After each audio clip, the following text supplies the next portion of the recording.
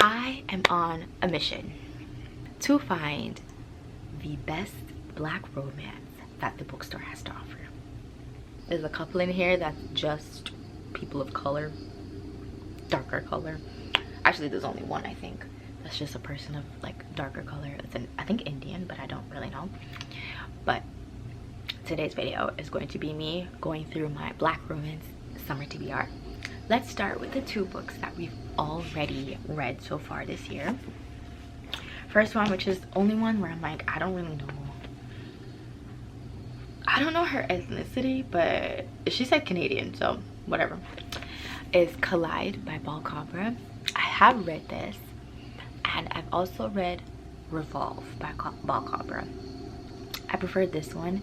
I think I actually really enjoyed this book. I'm pretty sure I gave it like a 4 stars, but for me, I think romances are average like 3.5 to 4 stars.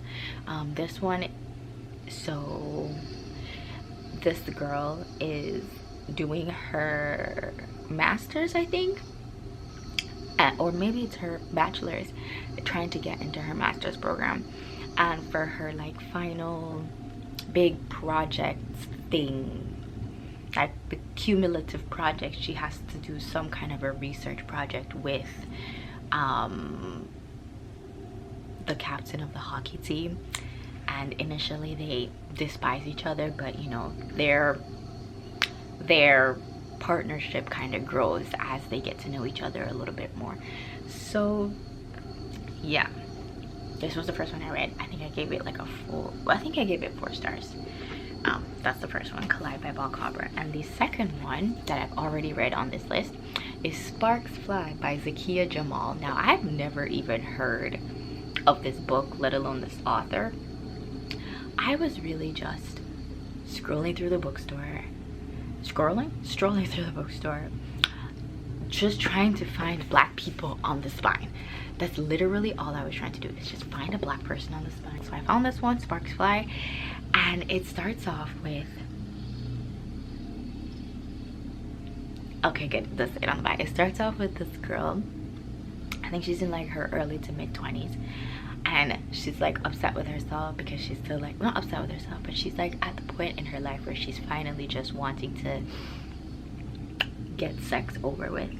And so part of her plan to like keep it like low stakes is to go to a sex club, and that's where she's choosing to lose her virginity. But something happens after she's, you know, she starts talking to somebody who she thinks she's like willing to give it up to.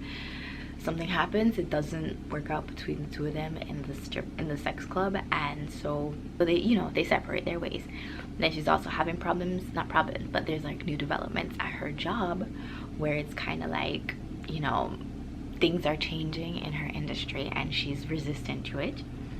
And a part of the changes is actually the dude that she met in the sex club that she was planning on losing her virginity to. So, you know, they have to kind of sort of figure out the work aspect of the relationship as well as like the romantic aspect of the relationship. And I like this book. I think I gave it like a 4.5, maybe a 4.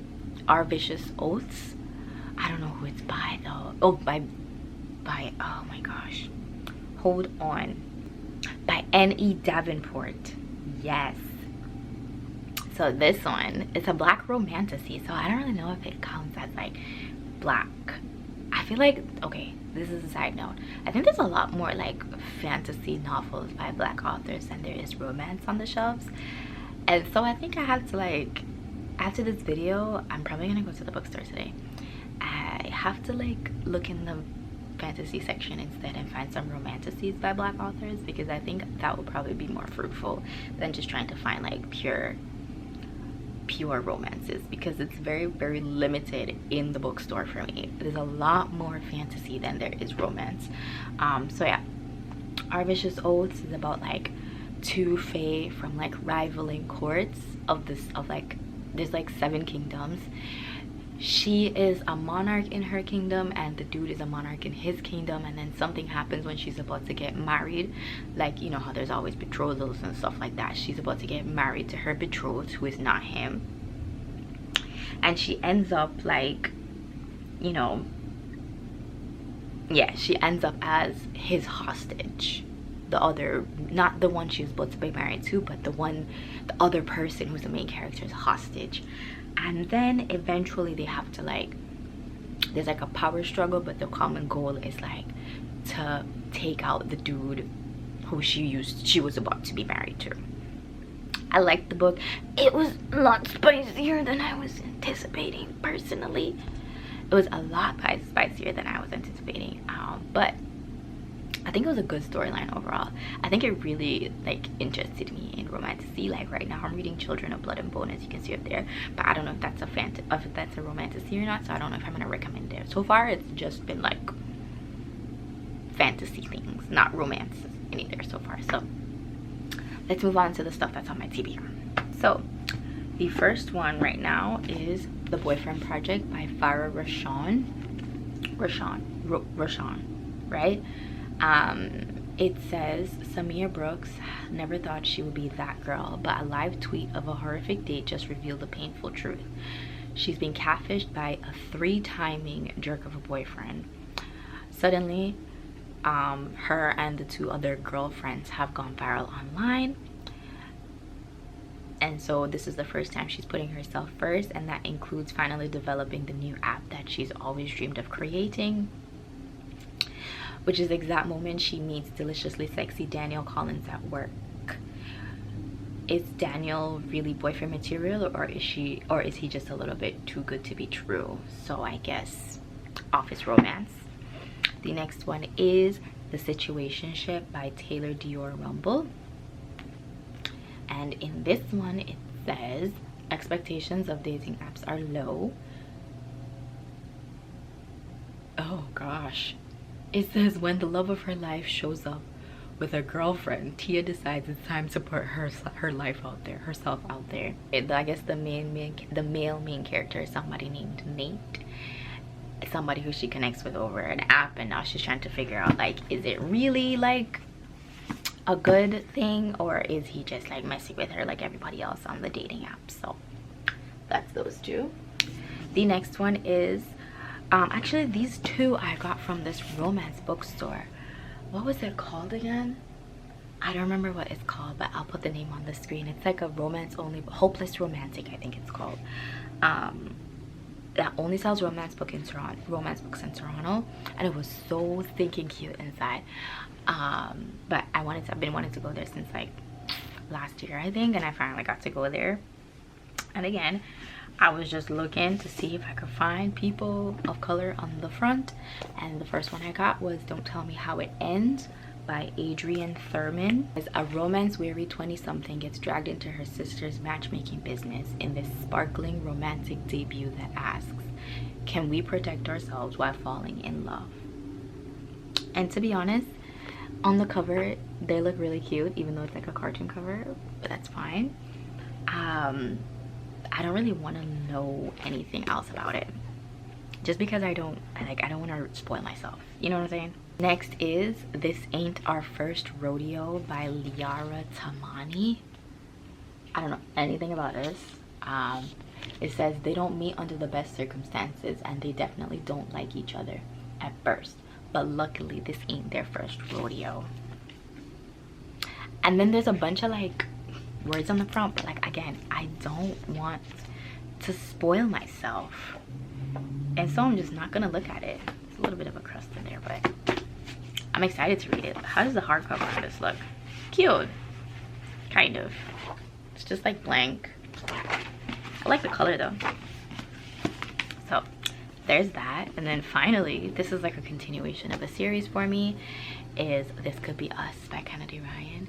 I read Before I Let Go. I loved it, gave it 5 stars. This is the next one in the series, and I have the 3rd one in the series behind me. So yeah, this is about Soledad.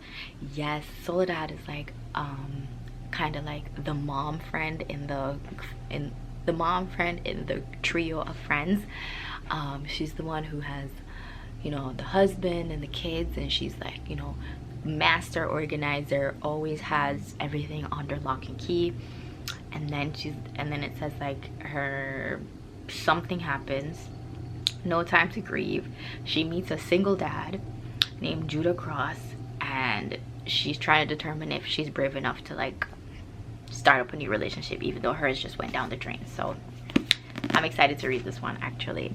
Also, side note, I desperately learned, or like unfortunately learned, that I really need, unless it's like a romance, I super need the audiobook when I'm reading, because otherwise my brain is gonna read the same line over and over again.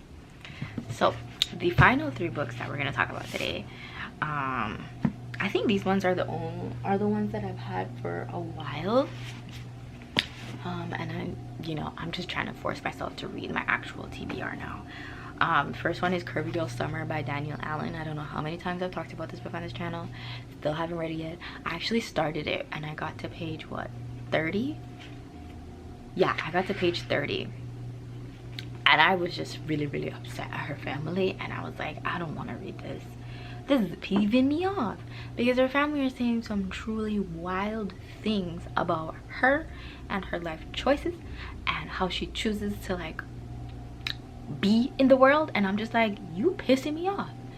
I don't want to watch. It's like me watching this other movie. I was watching this other movie about, like, it was like a couple who freaking, like, they just moved into this random house in the middle of nowhere, and their house got broken into, and after it gets broken into, the wife is just making like some really stupid decisions, and it's really upsetting me. So I had to just stop. I actually had to like stop watching that series. I don't even know if it's a series or if it's a movie, but it was peeving me off, man. And so the way they were talking in this was kind of giving me like, I felt like I was having PTSD, even though my family doesn't really talk to me like that. But you know, anyway, the next, this is not a, oh my gosh, I messed up.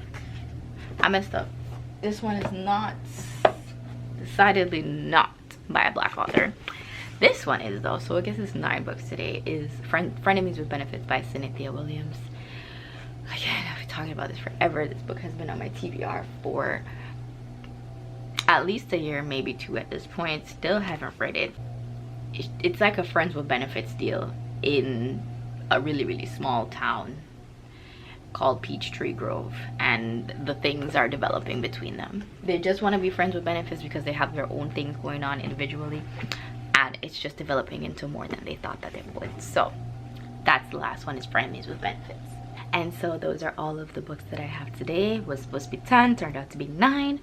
That are my summer, my Black romance books that I'm planning on reading this summer. If you guys have any recommendations, please let me know down below, and I would love to hear from you. And don't forget to like, comment, and subscribe, and I'll see you guys in the next video. Bye.